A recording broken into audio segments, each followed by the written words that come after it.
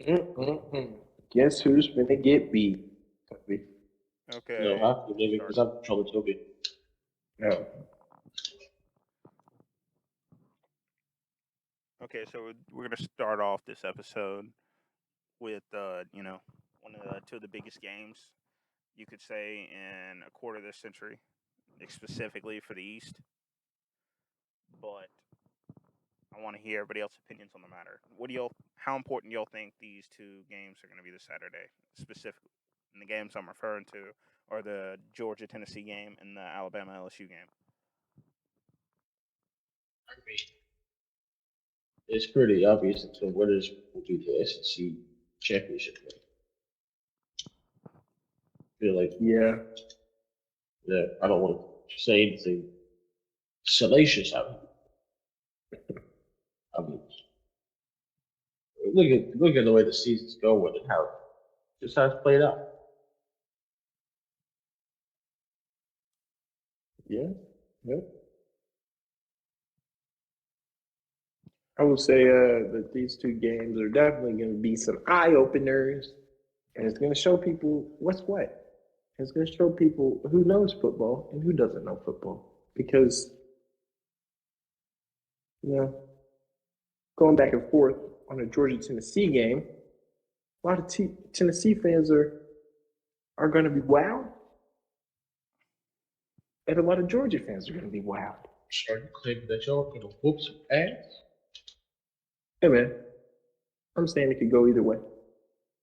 I'm saying the ball is around, and anything can happen Ball as isn't long around, as but no, it's round enough. It rolls. I'd be remiss to not speak on the fact that Tennessee and Georgia are both going in 8-0 right now, and that's a pretty big game. Tennessee has a lot to celebrate, especially with how the season's been going for them. I think all Vols fans are ready for this game, so I'm excited just to see who's gonna break that record streak. Me Another too. Me too. another point is, which we're gonna kind of lose once the 12-team playoff comes into play. But right now, there's no safety net, and this game is more than just who's gonna represent the East in the SEC championship. It's also the loser of this game has a pretty good chance of not making it into the playoffs, just because how the playoff system works. because the selection committee dick rides Ohio State too. I'm, I mean, I would say Ohio State doesn't have any reason not to be in the top four in the playoff rankings, I but have a good one. Clemson Clemson definitely shouldn't be there in my opinion. But even if that, it's we're just never going to be unless the world goes into chaos. There's never going to be an opportunity for there to be three SEC teams in the current playoffs, and so one of them most likely won't make it. Which, like I said, is up to this game. So that's why there's a lot riding on the Georgia Tennessee game specifically. Now, what were you going to say, George? No, I just said I have a good reason that Ohio State should make it.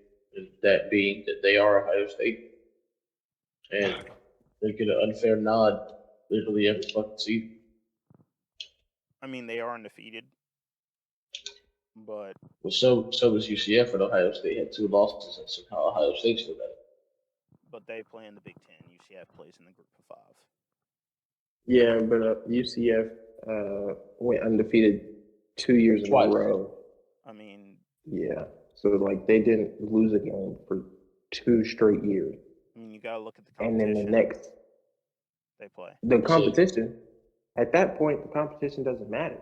Like they because you faced two they're different clearly schedules and walked through both of them. At that point, put them against somebody harder. Like throw them yeah. against Georgia.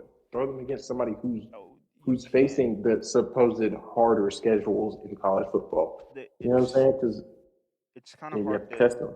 it's kind of harder to do that than not because for one, the Power Five teams usually pay the smaller schools like UCF to come play them, and it's up to the those schools to really choose their quote unquote cupcake games. So it's You know what I mean? It's not as easy as that unless they got moved into a different conference, which also is very hard to do. And another thing is, like, you can look at the Cincinnati example. When they did allow Cincinnati into the playoffs, they got killed by Georgia. Like, it wasn't Georgia. I lied. They got killed by Alabama. That's the wrong team. Georgia Okay, played well, All right. Michigan. So what was that word Cincinnati, you said after killed by? Alabama, but Alabama. Georgia would I have did the rest my same case. thing. Exactly. That's. Okay, I who mean, would do yeah, the same but thing? I mean, Ohio State would do the same thing. Like, to be stop. not That's disrespectful. crazy. No, I'm saying Ohio State Stop. is I will say it's kind of overrated to Overrated. Yes. most of the comparable teams in the top 10. Not most. I'd give it the top 7. They're kind of I'd give it the top 11. overrated. Ohio State's good, but there are several teams you could argue could be in the place of Ohio State. That's all I'm saying. But they are undefeated and they have a history of going undefeated and being quote unquote elite. So they're going to put them. I think it'd be fair to UCF as revenge if they didn't get in. Well, that's why we're going. That's why they're going to move to the 12 playoff berth because of that. Why didn't they do that this year? Because it takes a while to do. It takes a while to set up. There's a lot of. Does it? Yeah. It's a I mean, lot you of, got the entire one. country watching college football. But Everybody. But it takes $1 donation from everybody in America, and they can do it. no, I'm saying it's all about logistics. I ain't getting that shit. I'm saying it's Oh logistics. yeah, they ain't gonna $1 from me. If it was that easy, they could have switched, but it's not. There's a bunch of logistics that they got to go into it. They got to wonder how far back they're going to cut the seasons. And in the case of like the SEC, when Oklahoma and Texas join in, they're going to have to switch up how they play their games. And there's a lot to go into it, and because it's not like the NFL where everything's under one whole branch.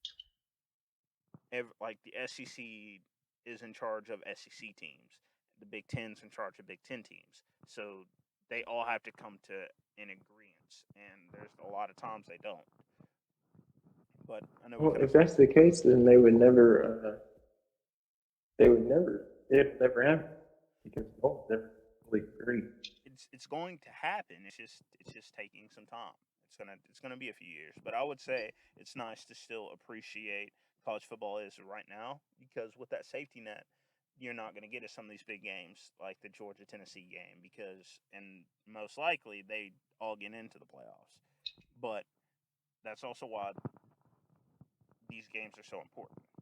So another reason why I'd like to say that this Alabama LSU game is so important because Alabama's kind of looked rocky in the past few years, and everybody's doubting Coach Saban, which I think is kind of ignorant. But Them boys look straight up flabbergasted. They just lost to Tennessee, man. Okay, now you're disrespecting Tennessee at this point. Tennessee's elite. After not losing, okay, but their name is Alabama. You don't get that when you say Tennessee. Like, as of the last, when people say Alabama, you're like, oh, them football boys. As of the last 15 years, you don't think of that with Tennessee. Before 15 years, for most of the history of college football, Tennessee's just as big as the name as Alabama. Always. No, that's not. You kind of. Okay, but you kind of sound Tennessee like didn't do what Alabama did, where they literally won every year without question, like easily. Nobody's done what Alabama has done in Nick Saban's career. That was his point.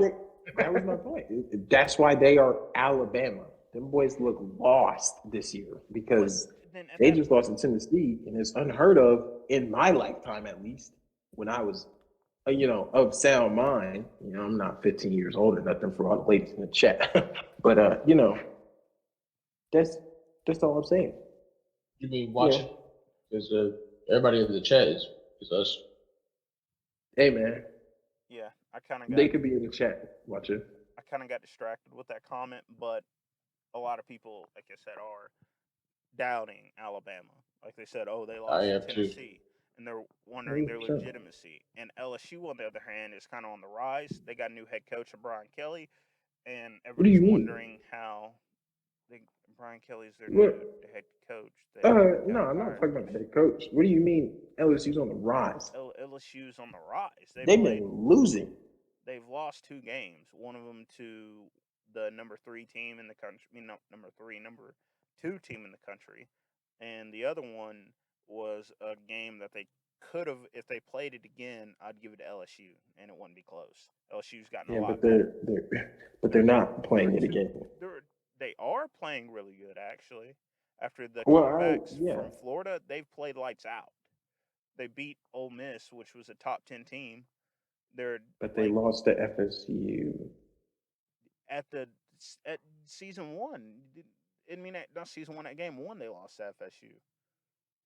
If that's the case, Oregon, who's also in the top 10 in the playoff committee, shouldn't be in it. They lost to Georgia and they only scored 3 points. Like, you can't go by off of week 1. Nobody plays like that. It's on the schedule, ain't it? I was about to say you can. I'm saying you definitely go by week 1. But it's LSU is a 2-loss team right now. You can get in to the playoffs, especially in the SEC, as a 2-loss team. They're still relevant. They are very relevant.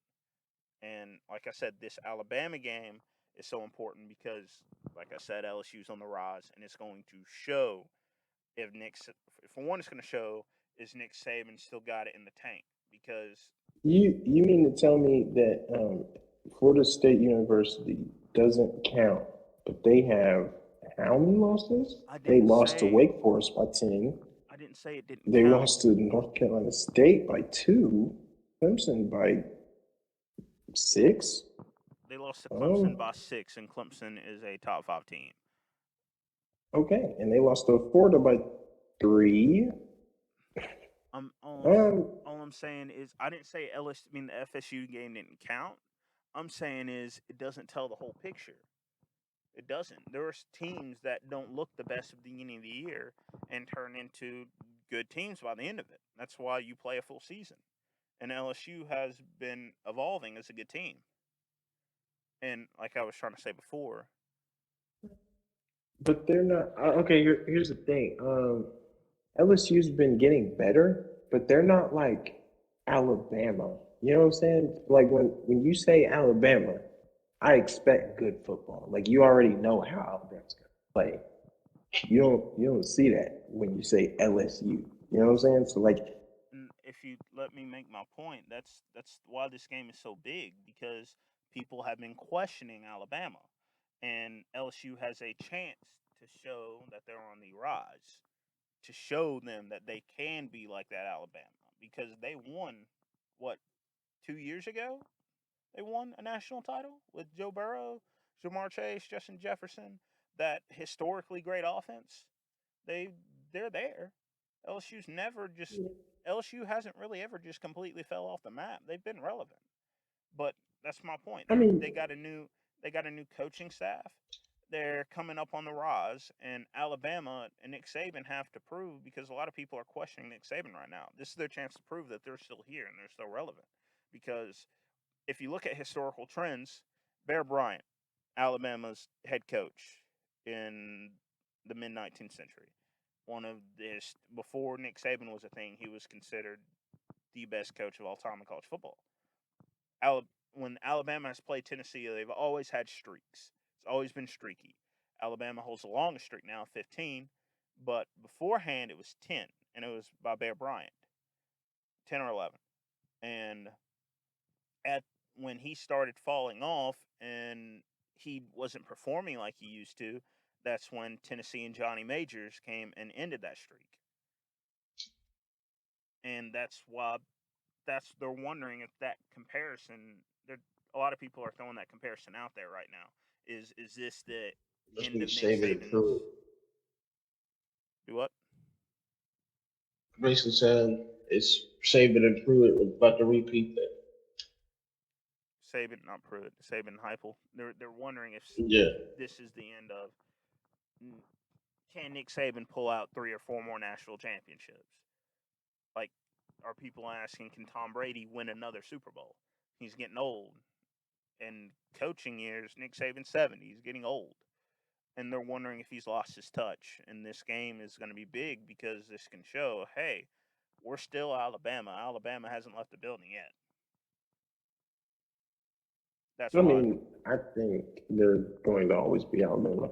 That's not, historically, that's not the case. In stats, it's not the case. After they've lost a big coach, they went dark for a while. That's how both Alabama and Tennessee are.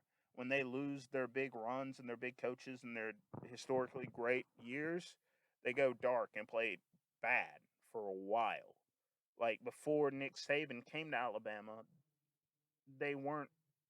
It was what 15 years since they won a national title, and before then wasn't like it was like 20. If I'm not wrong, they go into Well, here's the thing. Like we said before, nobody has done what Alabama's done, where they win back to back to back to back to back and just keep going. Bear Bryant. You know what I'm saying? Bear Bryant did. Okay, well, yeah, but not the way Alabama has done it. You know what I'm saying?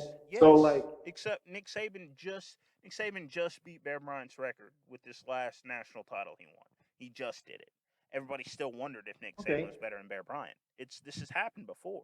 Alabama's always been Alabama. It's just Nick Saban revived it back after that dead period, and he's outperforming Bear Bryant. You're suffering from a case of recency bias. We all do. recency, man, crazy. What's it called? I'm saying now, Nick Saban has transformed Alabama into Alabama. So when we say Alabama, we thinking of the best players in the nation going there. We thinking of, hey, I'm being looked at as QB1. I could go to the NFL straight out of high school, but instead I'm gonna go to Alabama and be number 2 just because I can. I wouldn't say that's the Alabama we're thinking of right now. I wouldn't say you know what I'm saying. any QB So I'm can go thinking to the NFL straight out of high school. That's kind of crazy. Well, I mean, It's clearly, insane. this is not a real thing, but I'm saying that's the type of Alabama we used to. That's I'm like saying I said, now we are used to. We are young. We're young people. what I'm saying is John just decided he still watches movies on the radio.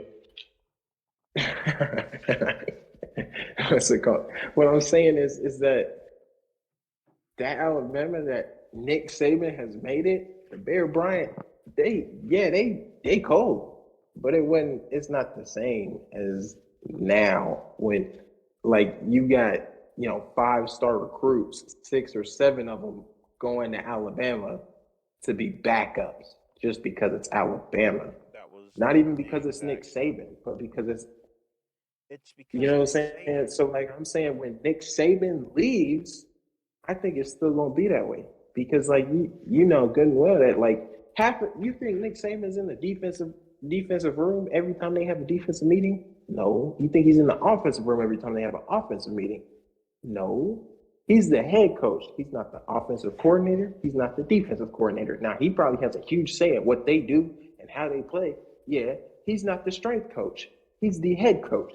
He just oversees everybody. So his staff and everybody else that are there, I'm telling you, when Nick Saban leaves, that recruiting is gonna fall to like the players and whatnot. Not the players. So like, I'm saying my point. We compare Bear Bryant and Nick Saban like they're the damn first and third Hokage. No, I'm saying my point with that is that Nick Saban grooms those people under him. He has complete control of that team. He decides what goes on. And he's very involved with both defense, especially on defense. He's more involved with offense than he used to be. Well, he was always involved with offense. It's just this new style Alabama has taken on. He's still getting accustomed to. But there's a reason why when coaches go through bad times, they go to Alabama and work under Nick Saban. They do that for one to get to make them look better for other head coaching jobs because of Nick Saban and how good of a coach he is, and because they can learn from Nick Saban. If you go to Lane Kiffin, like nobody wanted Lane Kiffin as a head coach, and now he's one of the best coaches in college football. It's because he worked under the greatest coach in college football. Kirby Smart was the defensive coordinator at Alabama for a long time, and Kirby Smart coaches exactly like Nick Saban, and it's Nick Saban is the one who's doing that, and when nobody's going to be able to replicate that at Alabama right after he leaves, it just doesn't happen. I could be Well, wrong, and it'd be the first time in history that's happened, but it's not the case. And here's some stats about Bear Bryant, since you said it hasn't happened before. Bear Bryant I won 6 national titles, and they were all in the span of 2 decades. Actually, he won a back-to-back national titles twice. okay, but he didn't. Okay, but Nick Saban won what 3 or 4 back to back. No, he didn't. Huh? Huh? That's not because is where he went every single year, and it was just okay. Who's playing Alabama this year? That's literally Nick Saban. He's never went back to back. No, he's went back. Who? I Nick lied. Saban? Nick Saban's went back to back once. I He was went about to back. say. He went back You to got back that. once. They were all And close how to each far other. apart was the next one? 3 years, but that's the same with Bear Bryant. Bear Bryant's were all within a 3 to 6 year period. There was actually one of them that was 8, but the rest of them were in a 3 to 5 year period. And Well, no. that's the same thing as Nick. He's just Okay, done but it. it's not. But here's the thing: is every single year Alabama is playing in the college football championship, man. So like, it's like there's a difference. And Not saying Bear Bryant ain't him because he is him, but like, there's a difference though. Alabama isn't what it was. Bear Bryant had it. Now it's a different beast. You know what I'm saying? So like you sit here and you look at Alabama, like I said before, and Alabama is Alabama because Alabama made Alabama Alabama. Well, Nick Saban made Alabama what they are now. You know what I'm saying? yeah, So when he leaves, I still think that because he set that bar so high, like their level up, like I don't know, the year that Jalen Hurts was there and nobody could beat them, the first year Jalen Hurts was there, nobody could beat them, nobody was coming close to them. Yeah, that year, that's when Alabama was just like, okay, they just play at a different level than everybody else. Like, because they're like machines when they go on the field. You know what I'm saying? That's how Alabama is. Now, obviously, they this won year, 3. somebody took their kneecaps because they don't know how to guard receivers, apparently. But, you know, it is what it is, man. Okay. Well, we're going to get off that topic right now since we're kind of getting behind off schedule, and we need to actually get into breaking down these game matchups. When I mean we, yeah, I'm meaning this podcast. But but we're actually going to go, now we're going to break these games down. First, we're going to break down the Tennessee-Georgia game, and what are y'all's points and reasons? And first, we'll say who do y'all think's going to win? We'll go through Georgia. the lineup. You think JB? You think Georgia? Yeah. George? I strongly believe Georgia. George? I personally think it could go either way, but I've given that edge to Georgia based off of experience and an incredible running back core. Yeah, I'm gonna have to go Georgia too. I like what the Vols are doing right now, but I gotta go Georgia. Okay, I'm the solid one out on this one. I personally think the Vols are going to win, but I think I'm on the side with George and Ed that it could go either way. I I don't said think it could it's go either way too. oh well, and everybody thinks it'll either way. And then I'm just leaning towards the Vols to win. And It's like Kakashi fighting Mike Gott. I'm gonna keep coming with these arguments. and I want to explain. I want to go through how each of them can win this game. I'll say the key points that are leaning in Georgia's favor is if one, they have to stop the run. They have to stop Tennessee's run game. That is a utmost priority because if they can't stop Tennessee's run game, it's going to be the same thing as what happened in the Alabama and Kentucky and LSU game. That they're going to have to load the box to stop the run game because Tennessee is very content with just running the ball if it's working.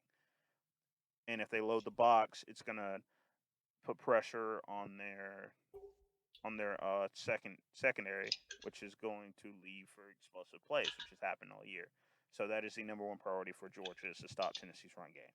If they do that, they'll have a very good chance of winning. They'll probably win if they stop the run game. Number two, what Georgia has to do to win this game, they have to stick to their ball game. Even if they don't completely shut down the run game and it's close the whole entire time, they can't diverge from their identity. They still have to beat Georgia because how a lot of these teams have lost to Tennessee this year is they try to get in a shootout match with Tennessee. That's what happened with Kentucky. That's the reason why they didn't score more than 6 points because Will Levis tried to take it on his shoulders and they kind of divulge away from the run and they try to force plays. And if you try to play a shootout with Tennessee, you're going to lose. Just how it works. Number two, number three, which is going to kind of go across the same lines. If Tennessee does go up quick, like they did against Alabama, Stetson Bennett cannot, by no means, try to force and make plays because he doesn't have it in him. He's not Bryce Young. He's not an elite quarterback. He has flashes of really, really good plays, but he's not known for carrying a team. And he has to rely on his playmakers. He has to make smart decisions, and he has to rely on his defense. Because, like I said before, if they stray away from their identity, they will lose this game.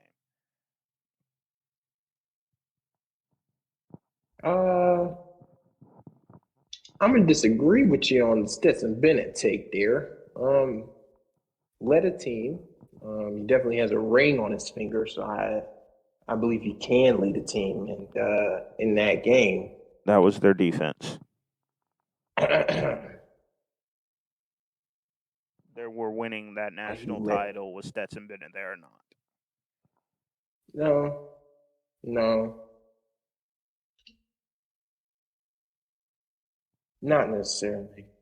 I don't think because you throw any quarterback back there, they're not winning that because they got to score. Any average quarterback, if I'm not wrong, didn't. Okay, I'm not going to say something because I'm not for sure. But as long as they followed their system, because they had a good running back core that they could just run the ball down the field, and they had a good receiving room, and they still had Brock Bowers. They still had good playmakers. They just had a quarterback like Jake Fromm. Jake Fromm wasn't an elite quarterback. He just fit the system and made smart plays and threw checkdowns. But they didn't win. You're forgetting that they did not win when Jake Fromm was there. So, hear me out. Their defense also wasn't as good as it was last year. In 2017, it wasn't. Yeah, okay, so their defense was historical last year. There's a difference. Don't say their defense was as good because it was. It just wasn't historical like it was. That implies it wasn't as good. It wasn't as good. That defense. Okay, but there's a difference between historical and just being. Yeah. There's I get both points, but there's a difference between saying that there's a defense that wasn't as good when you're saying that one, set records. Exactly. One of them transcends college football history. You know what I'm saying? So, that's different. That's like legend status. If we're getting the deep, in terms of defense, they were still a good great defensive team then, but they weren't exactly. We always have. What separated them was they were elite last year. There's a difference between great and elite. Okay, but they had a great defense, and then so they had an elite defense that last year. Cool, that's fine. But here's what I'm saying: what put them over an edge was sure not only the defense, but having a quarterback like Stetson Bennett, who will toss that thing when you need him to. And him tossing that thing has gotten him in a lot of trouble. If you watch the Missouri game, and if you watch the Kent State game, and you watch, Okay, but the thing is you can't say that he didn't lead him though, when he forced those because they're plays, and even in the Florida game, when he forces plays, he turns the ball over. If he stays and then within he the turned system, right.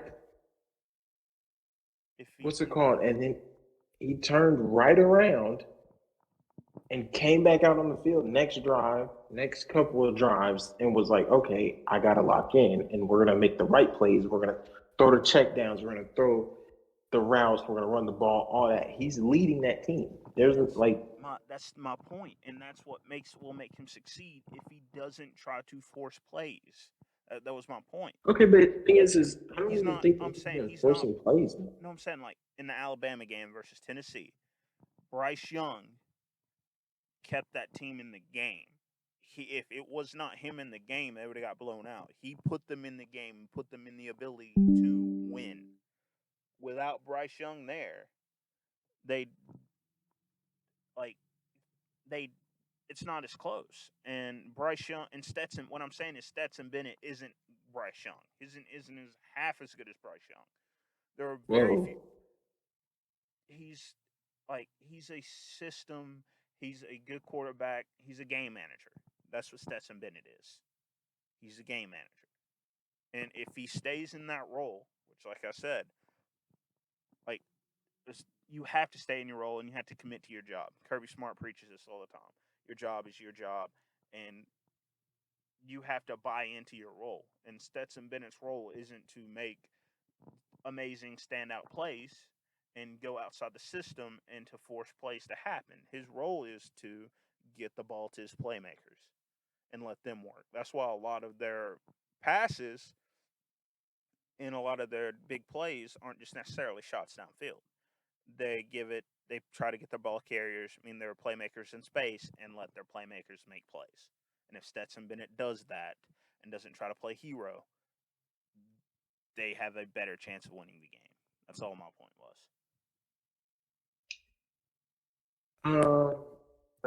But Stetson Bennett played hero though.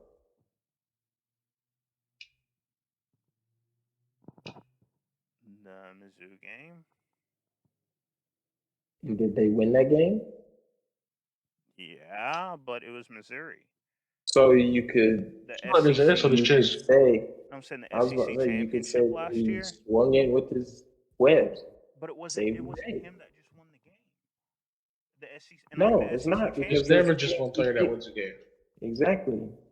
But that doesn't mean there's not a hero on every team that steps up. He's not the person that stepped up.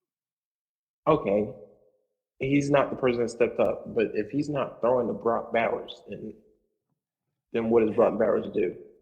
George, could you throw to Brock Bowers and he's going to score? I could throw to anybody. No, my point is, like, anybody can throw to Brock Bowers. It's Brock Bowers. He should be in the running for Heisman, in my opinion. But you don't need an elite quarterback to throw to Bryce Bowers. Not Bryce, Brock Bowers. You can, like, that's my opinion on how Georgia can win the game. Georgia will put them in the best chance to win the game. Okay, but the thing is here, if it gets risky against Tennessee, which it probably will, because Tennessee's good. You know what I'm saying? If it gets risky, who's gonna step up? Yeah, sure, Brock Bowers can step up, but like if no one's throwing him 60-yard passes, he's not stepping up. It's not just you don't have to throw him in the backfield if you don't got nobody to throw to him. No, I'm saying when the game is tight and when you need a play to be made, you're not going to be looking to the offense. Most likely, that team is going to be looking to defense to make the play that's needed. What do you mean? Their defense is not necessarily. I'm saying they probably will have to rely on the offense. In my opinion, how this game is going to go down, and how it's going to play out. I think it's going to be up to Georgia's offense. And like when I mean, like I'm going to make my counterpoint with Tennessee, it's going to be up to Tennessee's defense and Georgia's offense to make a play. That's what I think it's going to come down to.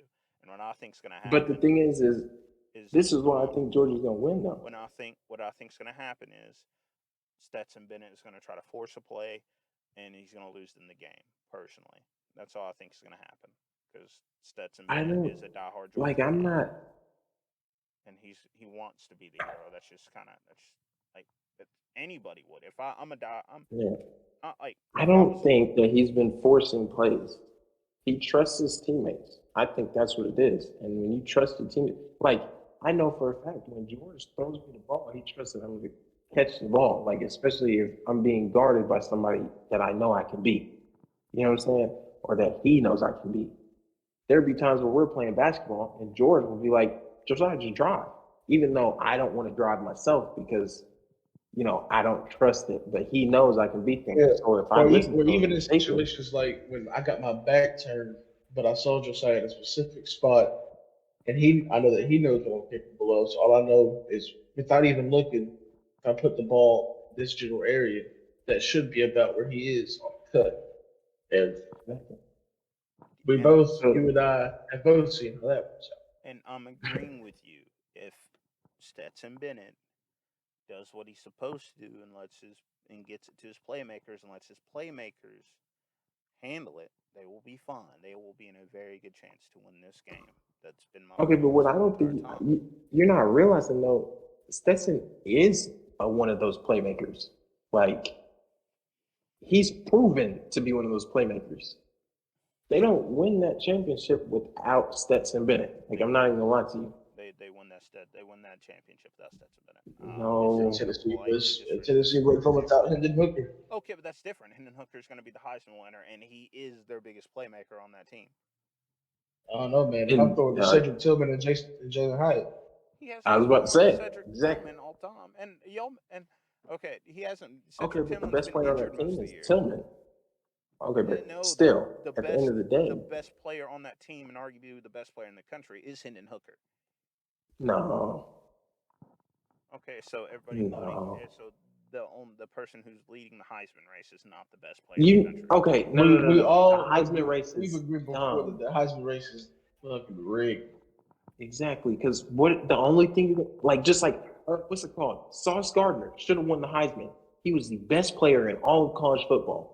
But guess what? He didn't even get in the runnings. Why? Because nobody's watching a corner lock up people every game. Everybody's watching the QB toss. So when this year, Brock Bowers. Exactly. When it's voted on by fans, they're not going to look at that. Jalen Hyatt. I'm saying Jalen Hyatt is in the running for Heisman, by the way, now. But also, I'm saying Hendon Hooker is the quarterback. And my argument was Stetson Bennett is not that playmaker. He's not in the top 5 or 6. I don't even think he's in the running for Heisman anymore. He was at the beginning of the year, but he's not anymore. Hey, and Ed, you've kind of been silent on some of this. What do you think on this opinion, on this topic we're having right now? What, the Heisman? Just about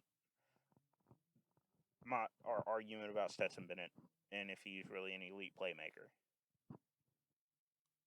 I think elite is a very fine line type of word. I think as far as a playmaker, he has proven himself to be a capable and trustworthy playmaker.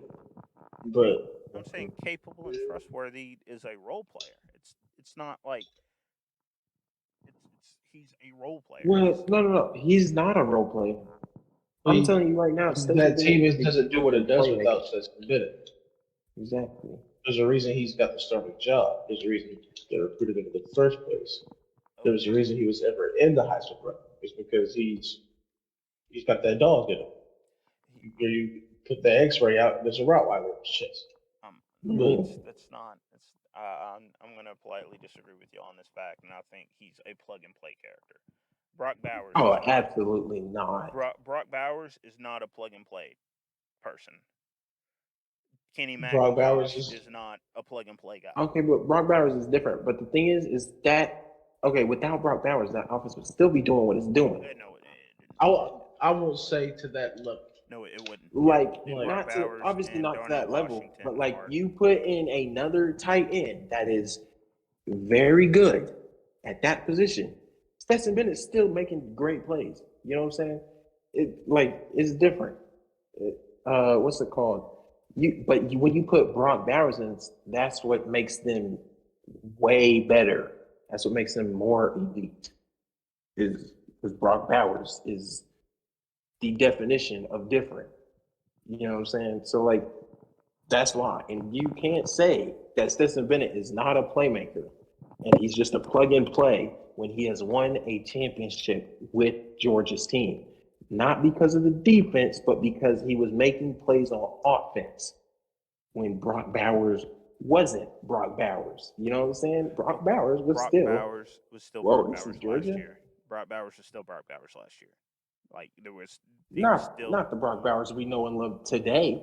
the only. Yes, he was. He just wasn't as recognized last year. He was just as good as There's last a year. reason for that. I can imagine he was just as good. But like, here's the thing: in order for him to get more recognition, he must have gotten better from the time it was from about this time last year. He must have gotten at least a little bit better, I'm or not else he saying he wouldn't be hasn't so. improved, but he was still Exactly. making plays last year. Okay, Yeah, he was making plays, but not to the level and recognition that he's doing it now. Brock Bowers has always been Brock Bowers, but he ain't the Brock Bowers last year that he is now. So you can't sit there and say, Stetson Bennett's not making plays. He's the plug and play character. Okay, what happened? When it got risky, why didn't they plug him out and plug somebody else in? also Because he's a playmaker. he's their best option at Georgia currently. He won the job. That's why he's there. There is no better option at Georgia. Okay, and yeah. did you say the same thing about him? There, but there's a difference between being the best person for that option and being the person the best person on that team, and they're the reason why they win. Okay, stop. Because Hendon Hooker was not the reason y'all won the Alabama game. Actually, But I'm not gonna sit here and say that he's not a playmaker and one of the a So good, is argument. Jalen Height, like dug Alabama in a pit. Mm-hmm. Hendon Hooker Exactly. just made the right plays when he had to. And right decisions at that time. That doesn't mean he's not a playmaker. That just means he knew, okay, I don't got the high hand right now. Let me give it to the person who does. So when you see that Brock Bowers clearly has a hot hand and has had the hot hand all season, of course I'm gonna toss it up to Brock Bowers. Come on, man. You know what I'm saying? I'd be sitting here tossing all day to him if I knew he down there somewhere. Here you go. You know what I'm saying? Like it's Brock Bowers. We know he's the best target in college football right now. But it's different. But you can't sit there and what's it called here? This is why I think Georgia's going to win. Is because you're right. It will come down to Tennessee's defense and Georgia's offense making plays. But this is what if that's the case, then Georgia's offense has already proven they can make plays. Tennessee's defense has not. They have not been sitting here. Okay, let me finish. They have not been sitting here locking people up game in, game out all season. They The actually score of have. the They're ranked Alabama 20. game. They're No, ranked no. in the top 20 in points allowed. They let LSU didn't score more than like 14 points. Florida Florida didn't LSU's also kind of Florida scored terrible. most of their points. LSU's not terrible. Uh, They held they have two Tennessee's losses. that doesn't mean they're terrible. Tennessee's offense, Okay, but we'll they see this. lost to somebody who is now 5-3. Tennessee's who did they What? lose? I'm saying Tennessee's FSU. no, yeah. Tennessee's offense is not the reason why they won against Pitt. It was their defense. Kentucky, who does have a good offense, was allowed to 6 points. And you can make the same argument about Georgia's offense. Who they played defensively that was like that could hold their offense. It's the same thing. They haven't proven themselves. They haven't played a What? great. What great defense have they played this year? They haven't played Kentucky yet. Oh, you saying Georgia hasn't proven themselves? Their offense hasn't won against a They great haven't defense this played year. good teams? Didn't you just make the case for Missouri?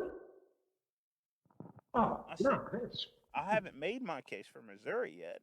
All I'm saying is they're deep, and I'm about to prove with when I go to my Tennessee win cons, which I'm about to switch to now, because I'm about to segue into Georgia playing great defenses, and they what's haven't it played great called? defenses. But It doesn't, but they are great on defense. And then even if they haven't, they've made plays on offense though that like, wow.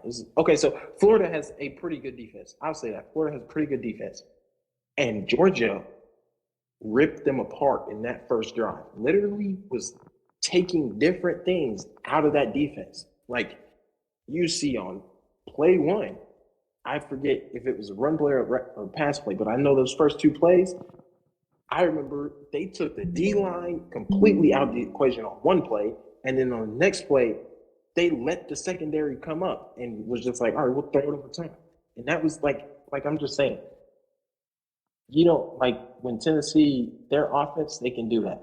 They've got brilliant stars on offense, but on defense, they don't have that. I mean, they might have a few good players on defense that stand out every now and again. Like against Kentucky, there's there was good plays, good defensive plays. You know what I'm saying? But like, it's not the same as like you think of Georgia's defense, and you're like, okay, that's defense. You think of Georgia's offense as like, oh, okay, they can score too.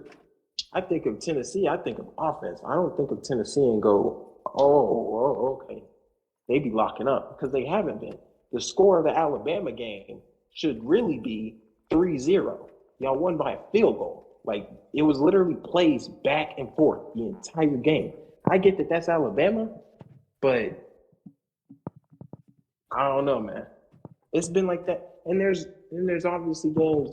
Um, I'll I'll nitpick and can go look at the schedule, but like there's obviously games like Florida where Florida on offense. Come on, man. They not.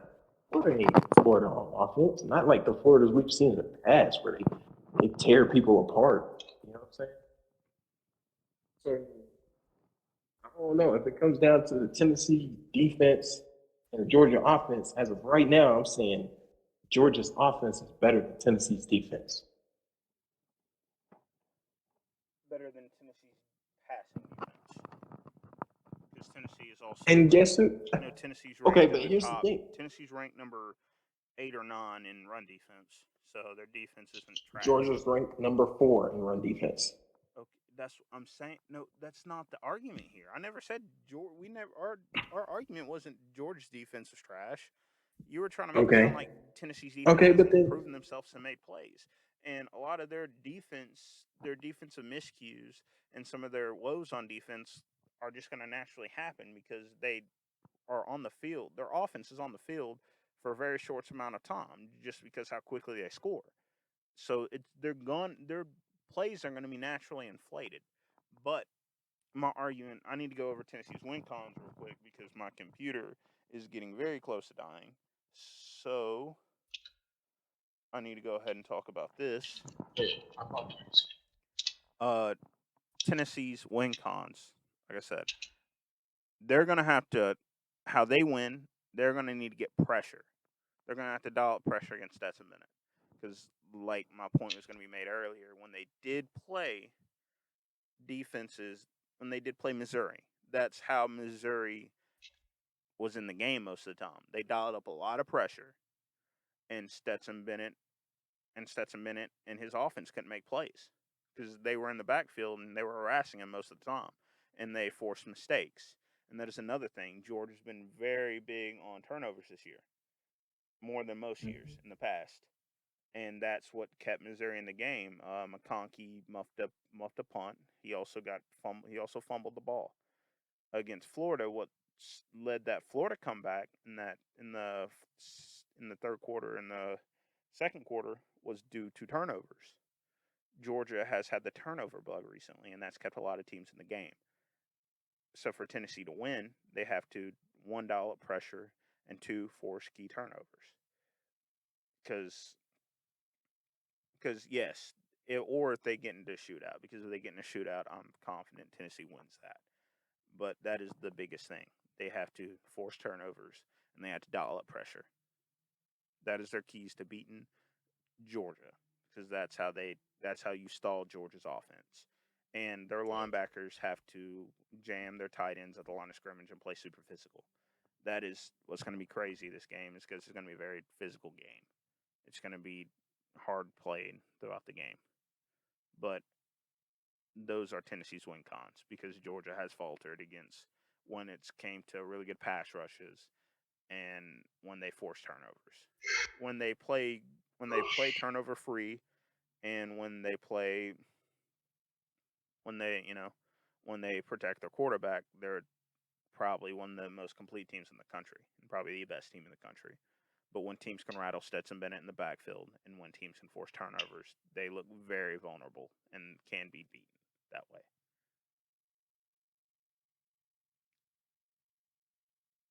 Tennessee or Georgia is number 8 in passing.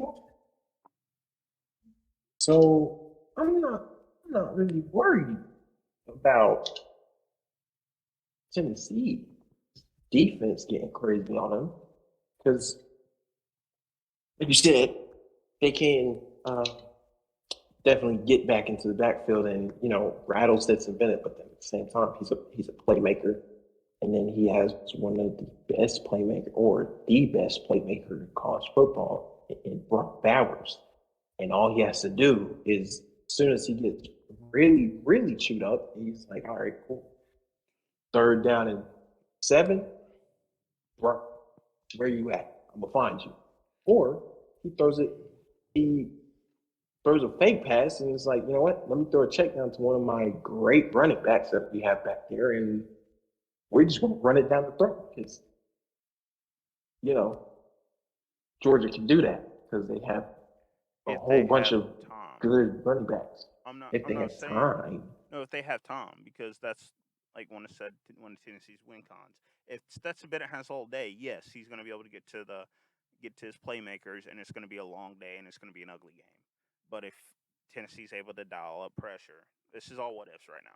This is all just right now. I'm just stating up win cons. I'm not trying to argue points. I'm just saying that's how this is Tennessee's path to victory, is if they dial up pressure and force turnovers. Mm-hmm. Just like I said with Georgia has to stop the run, and they also need to dial up pressure, because Hendon Hooker his shirt's been clean most time he's played, and when he has time to make those throws and to get.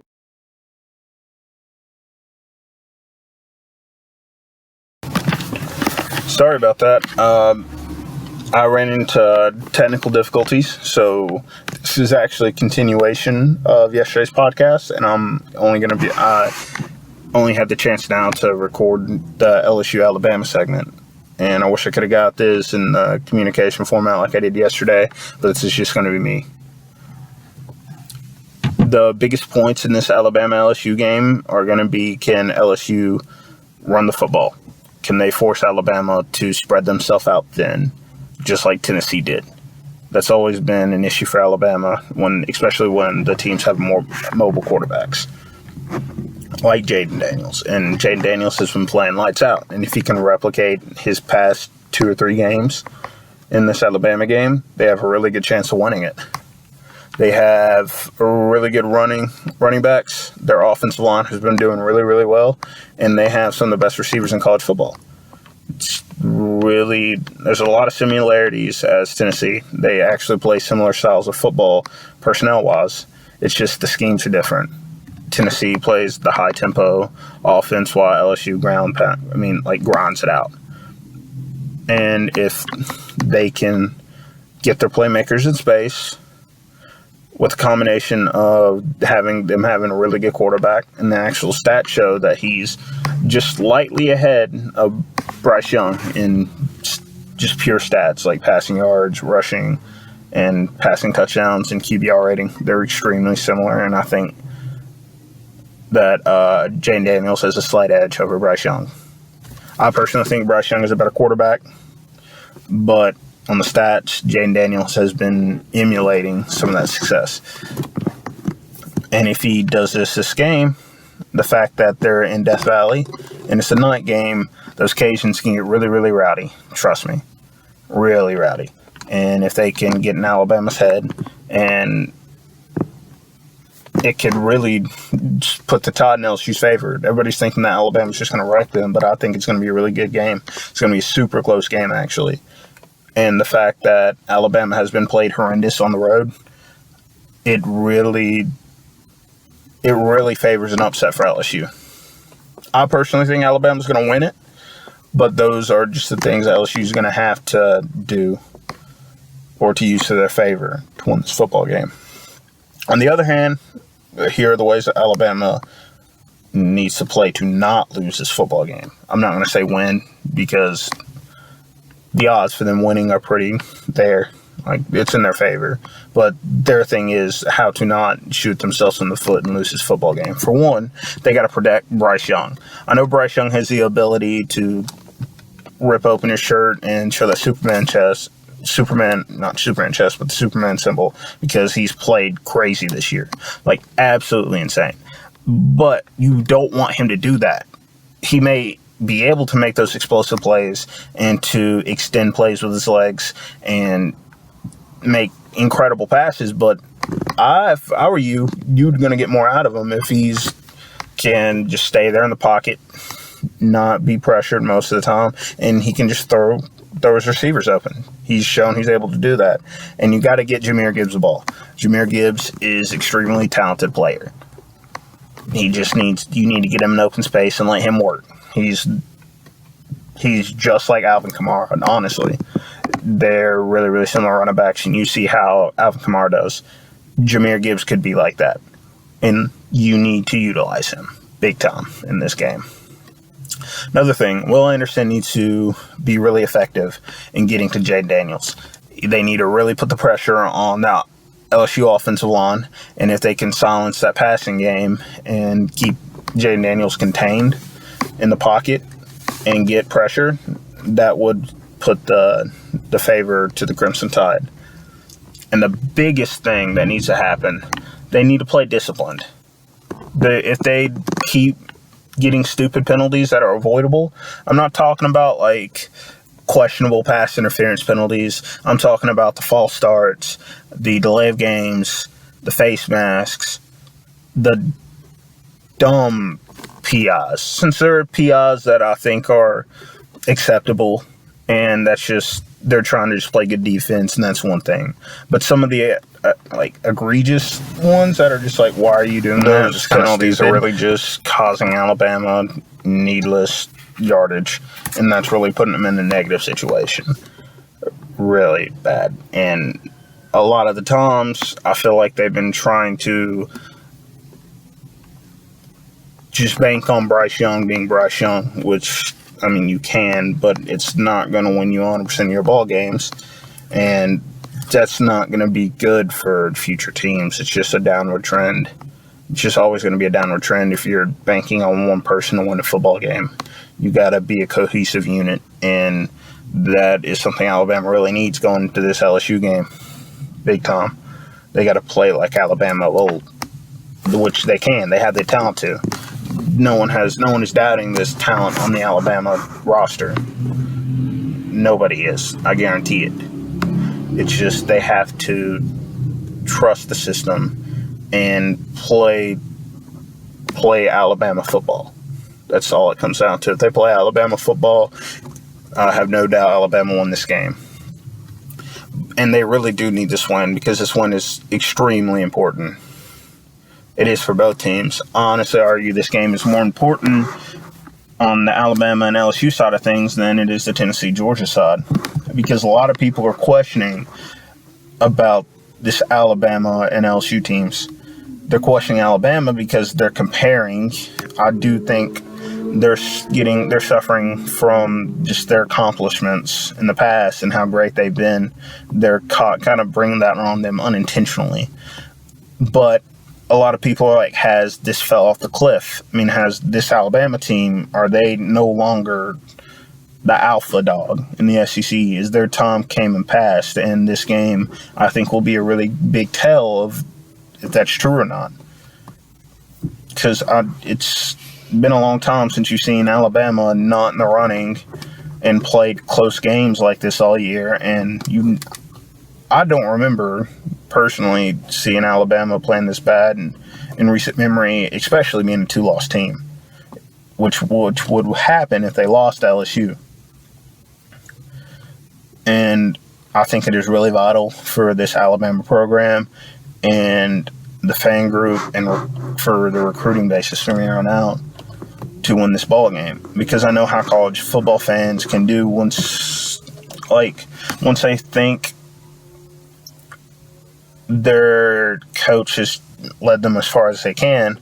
A lot of them get quick to find someone else, which I don't think Nick Saban has done. I have a lot of respect for that coaching staff, and Nick Saban has been showing nothing but greatness through his coaching career, and I think there needs to be some time on that, and that's why I think this is important. It's important for Nick Saban. It's important for Alabama football that they win this game. And on the other side of the coin, for this LSU team, they're on the opposite trend. Instead of a team at its peak starting showing signs trend of down, it is a team that's mediocre previously, excluding the Joe Burrow 2019 LSU crew, because that was just insane. And they're starting to show some moves in the right direction. And what better move in the right direction would it be than beating the Crimson Tide? They only won one game out of their past, I think, 10 at Baton Rouge. And that's something they would like to change, I'm sure. And that would, like I said, put this program in the right direction. It would put more faith from the LSU fan base in Brian Kelly.